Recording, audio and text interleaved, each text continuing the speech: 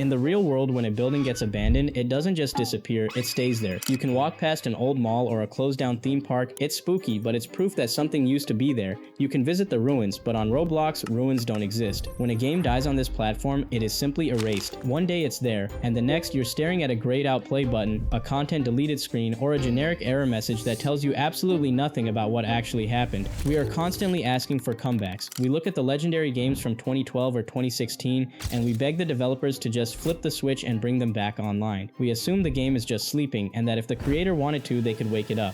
But that is wrong. We are ignoring the harsh reality of how this platform actually works.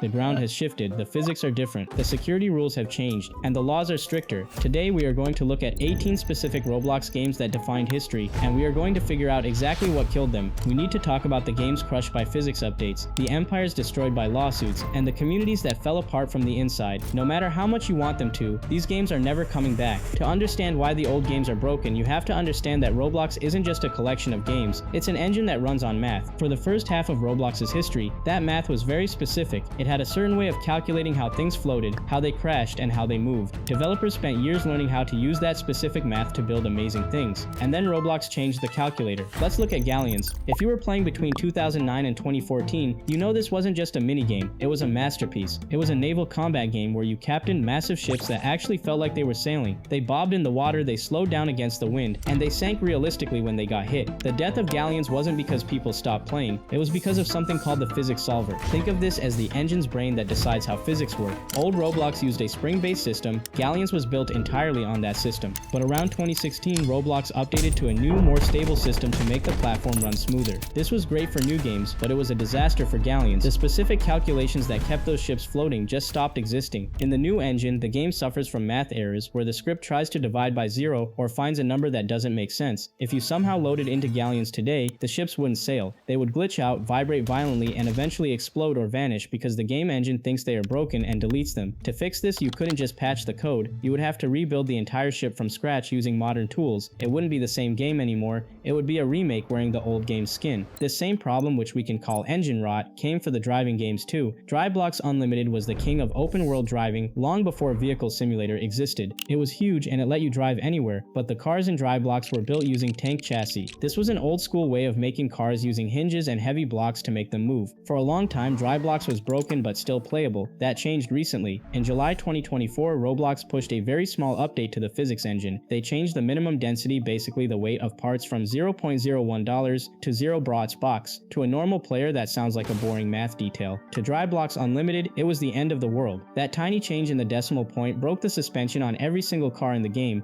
Now, if you try to play, the cars start vibrating uncontrollably or flipping over the moment they spawn. The original developer has been gone for years, so there is nobody to fix it. To save this game, someone would have to manually go into hundreds of cars and replace the entire chassis system. It stands today as a broken monument to a version of Roblox physics that is gone forever. Even newer games aren't safe from these kinds of errors. Mashables was a really promising game released in the 2020s where you could mix and match avatar parts to make monsters. It used brand new technology. It wasn't old, but it died anyway. In September 2024, a background update to Roblox's server systems introduced a bug. Specifically, it broke the messaging service, which is like the phone line that lets game servers talk to each other. Mashables relied 100% on that phone line to manage lobbies and teleport players. When the line went dead, the game broke. Without a big team to constantly fix these random engine failures, the game was left unplayable. It shows that even modern games are only one bad update away from being wiped out. If physics killed the vehicles, then security killed the shooters. This is the second way games die, the security purge. For a long time, Roblox ran on a system where your computer, the client, was the boss. If your computer told the game server, "I just shot that guy," the server would just agree. This made making games easy, but it was a security nightmare. It meant hackers could do whatever they wanted, like deleting the map or banning other players because the server trusted everyone blindly. Call of Robloxia 5, also known as Roblox at War, was the legend of this era. Released by the same people who would later make Phantom Forces, this was the first game that felt like a real Call of Duty on Roblox. It had iron sights, kill streaks, and classes, but it was built entirely on that old trusting system. When Roblox finally decided to lock things down with a system called filtering enabled, it meant the server stopped trusting your computer. When that switch flipped, Call of Robloxia 5 didn't just get buggy, it became dangerous to run. Today the game is locked. If you try to find it, you'll likely see a message saying it's under review. This is basically a digital prison. The code is so old and insecure that Roblox won't let it be public. The developers have moved on to Phantom Forces, which is essentially the better version of this idea. There is no reason for them to go back and rewrite thousands of lines of code for an obsolete game when they are already running the biggest shooter on the platform. This same security update destroyed Arcane Adventures. For many people, this was the best RPG ever made on Roblox. It had sailing, magic combat, and a huge world, but the creator thatflickexe Games built it on experimental mode, which was the setting that turned off all the security. When Roblox forced everyone to use the secure mode in 2018, Arcane Adventures broke instantly. Every spell you cast and every boat you spawned relied on the old way of talking to the server. The developer has said clearly that fixing it would mean rewriting the entire game from line 1. Instead, he made Arcane Odyssey. The original isn't just broken, it's incompatible with the way modern Roblox works. This also claimed The Stalker. This was a horror game where one player was an invisible monster hunting soldiers. The invisibility worked because of a trick on the player's computer, but with the new security rules, the server controls what you see. You can't just tell the server I'm invisible anymore. The specific code that made the monster scary doesn't work, and modern hackers can easily see through the old tricks anyway. While people have tried to remake it, the original feel is lost because the tech behind it is gone. Sometimes though, the game works fine. The code is good, the physics are stable, but then the lawyers show up. The legal death is the fastest way a game can die. Pokemon Brick Bronze is the most famous example of this. For 3 years, it was the biggest game on Roblox. It wasn't just a cheap copy, it was a full Pokemon adventure with a custom story. It proved that Roblox games could be just as good as real console games, but the developers got too confident. They weren't just using Pikachu models, they were making millions of dollars off of Nintendo's property, and they started putting real characters into the story. Near the end of the game's life, they added Looker, a detective character from the actual Pokemon games, into the Brick Bronze plot. This crossed a line. On April 21st, 2018, Nintendo's lawyers issued a takedown and the game vanished. Here is why it will never come back. They are on the stock market. They cannot afford to host a game that infringes on Nintendo's copyright. It's too big of a risk. Roblox has automated systems that scan for the map data of Brick Bronze. If you try to re-upload a copy of the game today, the system recognizes the digital fingerprint and bans you before you even hit publish. The game is scorched earth. This crackdown also killed Pokemon Fighters EX. While Brick Bronze was an adventure, this game let you play as a Pokemon and fight other players. It had a huge dedicated community, but when Nintendo struck, they struck everything. The developers of Fighters EX saw what happened to Brick Bronze and knew it was over. They didn't try to fight it. They moved on to making their own original monsters, knowing that the era of the fan game was officially over. But legal bans aren't always about copyright. Sometimes they are about safety policies. Roblox was a massive viral hit in 2018. It was a game about science, but unethical science. Your job was to inject NPCs with random viruses and see what happened, whether they turned into zombies, melted, or exploded. It was dark and edgy, and players loved it. It didn't die because of a lawsuit. It died because of bioethics. As Roblox tried to clean up its image for advertisers, they decided that a game simulating forced medical experiments on people was a bad look. They created a specific rule to ban this entire genre. If you try to make a remake, it gets deleted. That's why the only versions you see today use robots instead of people. It's the only way to get around the rule, but it loses the edgy feeling of the original. Then there are the games that weren't killed by broken engines or lawyers, but by the players themselves. If the community becomes toxic, the game dies. Tales from the Valley was the grandfather of hardcore RPGs like Deepwoken. It was a brutal game where if you died, you lost everything, but the community became a nightmare. High-level players would hunt down new players just to ruin their day.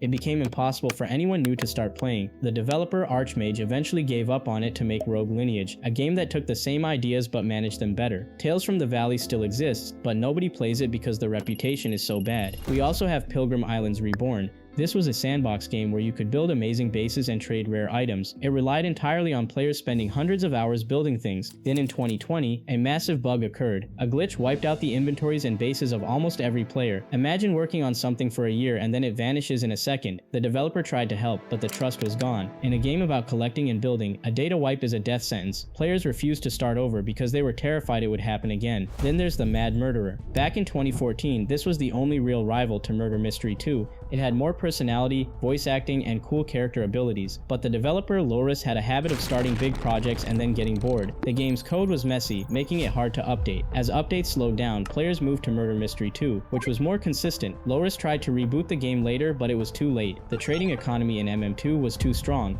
Players were locked in, and the mad murderer was left behind. Burnout also claimed Cube Cavern. This was a dungeon crawler that looked incredible. It had Nintendo-level polish and randomly generated levels, but the developer Zed Kevin admitted he was burnt out. The random generation made the game laggy on phones, and fixing it would require rewriting the whole thing. He simply walked away. Strife suffered a similar fate. It was stuck in development hell, where the creators kept promising a massive update that took so long the players eventually just gave up waiting. Finally, we have the rarest type of death, the hardware death. These are games that literally cannot run on the devices we own today. For example, welcome to the town of Robloxia. Before Brookhaven, this was the town game, but in 2012 during a massive site-wide hack, the creator 1dev2 was compromised. His account was banned and the game was frozen in time. Because Roblox has strict rules against unbanning hacked accounts or moving their games, the original town of Robloxia is trapped in legal limbo. Other classics like Person 299's minigames are unplayable simply because the creator hasn't logged in for years to click a button, updating the age rating. Chaos Canyon, the classic battle map, has been deleted and re-uploaded so many times due to security viruses in the old scripts that the original version is effectively gone, replaced by safe but soulless copies. So why can't we just bring them back? Why can't we fix the physics, rewrite the security code, remove the copyrighted Pokemon models, and unban the developers? It comes down to the ship of Theseus paradox. If you have a ship and over time you replace every single plank of wood, every sail, and every nail, is it still the same ship? If you take Call of Robloxia 5, rewrite the code to be secure, update the graphics for modern screens, and change the movement to match the new physics engine, is it really Call of Robloxia anymore, or is it just Phantom Forces with worse graphics?